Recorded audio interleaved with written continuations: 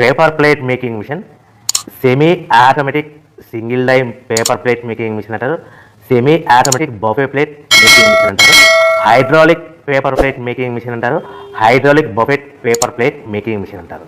So మనం ఈ machine కొనుక్కున్న తర్వాత దీనికి వచ్చే 1 HP మోటార్ని మనం ఇంటి కరెంటు మీటర్ కాకుండా దీనికి సపరేట్గా commercial category to single phase metre తీసుకోవడం వలన భవిష్యత్తులో ఎలక్ట్రిసిటీ డిపార్ట్మెంట్ నుంచి మీకు ఎలాంటి ప్రాబ్లమ్స్ ఉండవని మంచి సలహా ఇస్తున్నాను, పాటించవలసిందిగా కోరుతున్నాను.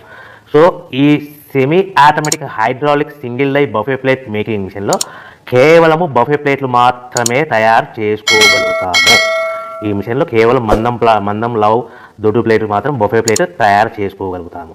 సో ఈ మిషన్లో ఎలాంటి టిఫిన్ ప్లేట్లని, డోనా కప్పులని, ప్రసాదం కప్పులని, స్నాక్స్ ప్లేట్స్ అని, టీ కప్పులని తయారు చేసుకోలేమని మీకు అందరికీ సలహా ఇస్తున్నాను.